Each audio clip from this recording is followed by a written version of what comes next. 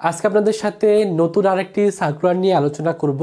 তো আজকের ভিডিওর যেটা টপিক সেটা হলো ঢাকা বিশ্ববিদ্যালয়ে অধিভুক্ত 60টি সরকারি কলেজের ভর্তি বিজ্ঞপ্তি 2024 এবং 25 নিয়ে আলোচনা করব। যেহেতু ঢাকা বিশ্ববিদ্যালয়ে অধিভুক্ত 7 কলেজের সায়েন্স আর্টস কমার্সের জন্য অসংখ্য আসন আছে, তো আপনি যদি ভর্তি পরীক্ষা দিয়ে ঢাকা বিশ্ববিদ্যালয়ের অধিভুক্ত 7 কলেজে পড়তে চান তাহলে অবশ্যই আপনাকে নির্দিষ্ট সময়ের ভিতরে আবেদন করতে হবে। পাশাপাশি ভর্তি পরীক্ষার মানবন্টনটা কি এ সম্পর্কে ধারণা থাকতে হবে। এবং আজকের এই ভিডিওতে আমরা মিলি 7 কলেজের ভর্তি সংক্রান্ত সকল তথ্য আপনাদের জানাই দিব। তো প্রথমে মেনলি কী নিয়ে আলোচনা করব, প্রথমে যেটা নিয়ে আলোচনা করব সেটা হলো 7 কলেজে যে ভর্তি পরীক্ষা অনুষ্ঠিত হয় এই ভর্তি পরীক্ষার মাধ্যমে কত স্টুডেন্ট ভর্তি হওয়ার সুযোগ পায়। তো 7 কলেজের টোটাল আপনাদের ভিতর থেকে সায়েন্স আর্টস কমার্সের প্রায় 23,500 জন স্টুডেন্ট কিন্তু আপনাদের ভিতর থেকে ভর্তি পরীক্ষা দেওয়ার মাধ্যমে ঢাকা বিশ্ববিদ্যালয়ের অধিভুক্ত 7টা সরকারি কলেজে ভর্তি হওয়ার সুযোগ পাবে।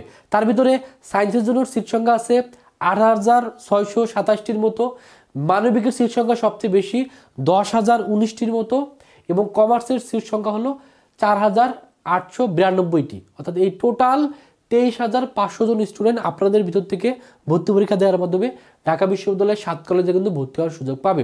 এখানকার আবেদন যোগ্যতা কি? এখানকার আবেদন যোগ্যতা হলো এসএসসি 2019 অথবা 20 অথবা 21 অথবা 22-এর যদি ব্যাচের স্টুডেন্ট হয়ে থাকেন এবং এইচএসসি 2024-এর ব্যাচের স্টুডেন্ট হয়ে থাকেন আপনি এখানে ভর্তি পরীক্ষায় বসতে পারবেন। তার মানে ঢাকা বিশ্ববিদ্যালয়ে 7 কলেজে কিন্তু কোনো ধরনের সেকেন্ড টাইম পরীক্ষা দেওয়ার সুযোগ নেই।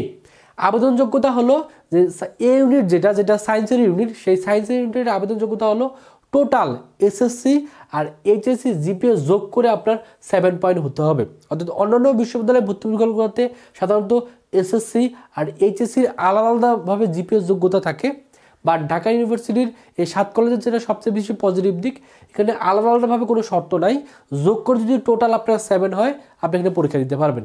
জাস্ট ধরে নেওয়ার জন্য আমি যদি বলি, যেমন আপনার এই এসএসসিতে আপনার 4 পয়েন্ট আছে আর এইচএসসিতে আপনার 3 পয়েন্ট আছে, তাহলে দুটো যোগ করে যেহেতু 7 হয় আপনি পরীক্ষা বসতে পারবেন।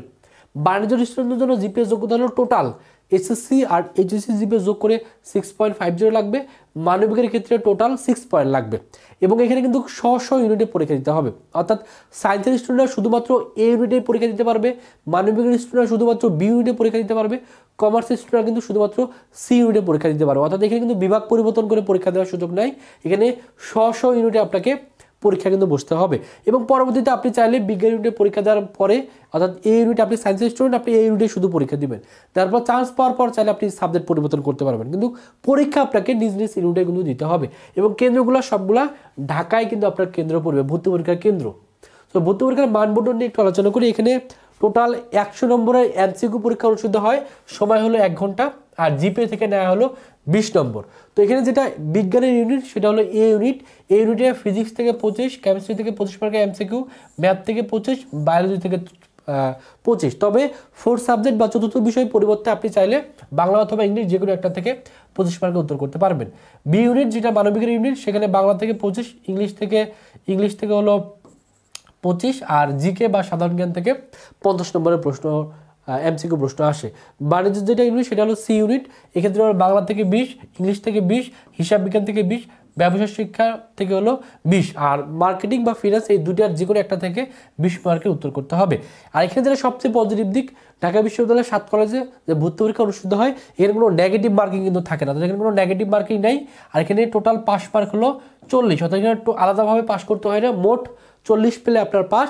আর ভর্তি পরীক্ষা কিন্তু আপনি কোনো ধরনের ক্যালকুলেটর ইউজ করতে পারবেন না। এখন মিলে আলোচনা করবো এই যে 7টা কলেজ আছে, এই কোন কোন কলেজ, এই কলেজগুলো আপনাকে একটু জানা দরকার। এখানে প্রথম যেটা আছে সেটা হলো কম্বাইন্ড কলেজ, অর্থাৎ সরকারি তৃতীয় কলেজ, এখানে ছেলে এবং মেয়ে উভয় পড়তে পারে বা ভর্তি পরীক্ষা দিয়ে চান্স পেতে পারে। সরকারি বাংলা কলেজ, এটাও একটা কম্বাইন্ড কলেজ, এখানেও ছাত্রছাত্রী দুজনেই এখানে পড়তে পারে একসাথে। পাশাপাশি কবি নজরুল সরকারি কলেজ, এটাও একটা কম্বাইন্ড কলেজ, এখানেও ছেলে এবং মেয়ে উভয় ভর্তি পরীক্ষা দিয়ে চান্স পাওয়ার সুযোগ থাকে। সরকারি শহীদ সোহরাওয়ার্দী কলেজ, এটাও কম্বাইন্ড কলেজ, এখানেও ছেলে এবং মেয়ে উভয় ভর্তি পরীক্ষা দিয়ে চান্স পাওয়ার সুযোগ পায়। তবে ঢাকা কলেজ যেটা এখানে শুধুমাত্র ছেলে স্টুডেন্ট বা শুধুমাত্র ছাত্র স্টুডেন্ট এখানে ভর্তি হতে পারে। আর ইডেন মহিলা কলেজ, বেগম বদরুন্নেসা সরকারি মহিলা কলেজ, এই দুটাতে শুধুমাত্র মেয়ে শিক্ষার্থী ভর্তি পরীক্ষা দেওয়ার মাধ্যমে চান্স পায়। তো এবছর যে ভর্তি পরীক্ষা অনুষ্ঠিত হবে সেখানে বিজ্ঞানের স্টুডেন্টদের জন্য কিছু কন্ডিশন আছে, কন্ডিশনগুলো স্যাটিসফাই করতে হবে। যেমন পদার্থ সাবজেক্ট নিয়ে যদি আপনি পড়তে চান তাহলে আপনাকে ভর্তি পরীক্ষা অবশ্যই পদার্থ থেকে 5 মার্ক তুলতে হবে। গণিতে যদি গণিত সাবজেক্ট নিয়ে যদি পড়তে চান আপনাকে গণিতে 5 পেতে হবে। রসায়নের ক্ষেত্রে রসায়নে ভর্তি পরীক্ষায় 5 পেতে হবে। পরিসংখ্যান সাবজেক্ট নিয়ে যদি পড়তে চান গণিতে আপনাকে 5 তুলতে হবে ভর্তি পরীক্ষায়। আপনি উদ্ভিদ বিজ্ঞান নিয়ে পড়তে চাইলে জীববিজ্ঞানে 5 তুলতে হবে। প্রাণী বিজ্ঞানের ক্ষেত্রেও ভর্তি পরীক্ষায় 5 তুলতে হবে। মনোবিজ্ঞান সাবজেক্ট নিয়ে পড়তে গেলে ভর্তি পরীক্ষায় আপনাকে জীববিজ্ঞানে 5 তুলতে হবে। আর মৃত্তিকা বিজ্ঞান সাবজেক্ট নিয়ে যদি পড়তে চান আপনাকে রসায়নে অবশ্যই 5 তুলতে হবে। এটা হলো ভর্তি পরীক্ষার আলাদা কিছু কন্ডিশন আছে, এই কন্ডিশনগুলো কিন্তু স্যাটিসফাই করতে হবে। ভর্তি পরীক্ষা কবে অনুষ্ঠিত হবে বা আবেদন কবে থেকে শুরু হচ্ছে? আবেদনের ফি হলো এই বছর হলো আবেদন ফি হলো 800 টাকা। আবেদন কিন্তু শুরু হয়ে গেছে অলরেডি, অর্থাৎ জানুয়ারি 6 তারিখ থেকে আবেদন শুরু হয়েছে। আবেদন চলবে হলো ফেব্রুয়ারি 12 তারিখ পর্যন্ত। এর ভিতরে আপনাকে অনলাইনে আবেদন করতে হবে। আবেদন এই যে ওয়েবসাইটটা আছে এই ওয়েবসাইটের মাধ্যমে আপনাকে অনলাইনে আবেদন করতে হবে। আর এ ইউনিটের ভর্তি পরীক্ষা অনুষ্ঠিত হবে এপ্রিলের 19 তারিখে, বি ইউনিটের পরীক্ষা অনুষ্ঠিত হবে এপ্রিলের 25 তারিখে, আর সি ইউনিটের যে পরীক্ষা সেটা অনুষ্ঠিত হবে এপ্রিলের 18 তারিখে। তার মানে ভর্তি পরীক্ষার ডেটও প্রকাশিত হয়ে গেছে, আবেদন কবে থেকে অনুষ্ঠিত হবে সেটা কিন্তু সার্কুলারে বলে দিচ্ছে। তো আপনাদের যাদের চিন্তাভাবনা আছে ঢাকা বিশ্ববিদ্যালয়ের 7 কলেজে ভর্তি পরীক্ষা দিয়ে চান্স পাওয়া, তাদের অবশ্যই উচিত হলো ভর্তি পরীক্ষার প্রস্তুতি ভালো করে নেওয়া। তো যারা চাচ্ছেন ঘরে বসেই অনলাইনেই ভর্তি প্রস্তুতি ভালো করে নেবেন তারা চাইলে আমাদের ভার্সিটি ক গুচ্ছ 7 কলেজ টার্গেট ব্যাচে ভর্তি হতে পারেন। এখানে যদি আপনি ভর্তি হন ঘরে বসে অনলাইনে ক্লাস করতে পারবেন এবং আমাদের এখানে ফিজিক্সের প্রত্যেকটা চ্যাপ্টারে ক্লাস পাবেন, কেমিস্ট্রির প্রত্যেকটা চ্যাপ্টারে ক্লাস পাবেন। বিশেষ করে অর্গানিক কেমিস্ট্রির ক্লাসগুলো কিন্তু আমাদের এখানে করলে অর্গানিক কেমিস্ট্রি থেকে যতগুলো প্রশ্ন আসবে আপনি সবগুলো উত্তর করতে পারবেন। পাশাপাশি ম্যাথের অনেকে দুর্বল থাকেন, এখানে ম্যাথেরও ক্লাস পাবেন এবং ভর্তি হওয়ার পরপরই ফিজিক্স কেমিস্ট্রি ম্যাথ বায়োলজির আলাদাভাবে সাজেশনের যে পিডিএফগুলো আছে পিডিএফগুলো ফ্রিতে পেয়ে যাবেন। তো এটার কোর্স ফি কত? এটার কোর্স ফি হলো 2000 টাকা। তবে যারা আজকের ভিতরে ভর্তি হবেন অর্থাৎ আজকের 12টার ভিতরে যারা ভর্তি হবেন অর্থাৎ 7 তারিখ পর্যন্ত, জানুয়ারি 7 তারিখ পর্যন্ত একটা ডিসকাউন্ট চলতেছে। তো নতুন বছর উপলক্ষে জানুয়ারি 7 তারিখের ভিতরে যারা ভর্তি হবেন তারা 500 টাকা ডিসকাউন্টে 1500 টাকায় কিন্তু ভর্তি হতে পারবেন। ভর্তি হওয়ার জন্য এই যে নাম্বারটা আছে এই নাম্বারেই 1500 টাকা বিকাশে পাঠিয়ে এই নাম্বারে কল দিবেন অথবা এই নাম্বারে হোয়াটসঅ্যাপে নক করলে আপনাকে ভর্তি করে নেওয়া হবে। আমাদের এখানে বিজ্ঞান মানবিক বাণিজ্যের জন্য আলাদা আলাদা এক্সাম ব্যাচ আছে। এক্সাম ব্যাচের কোর্স ফি 500 টাকা।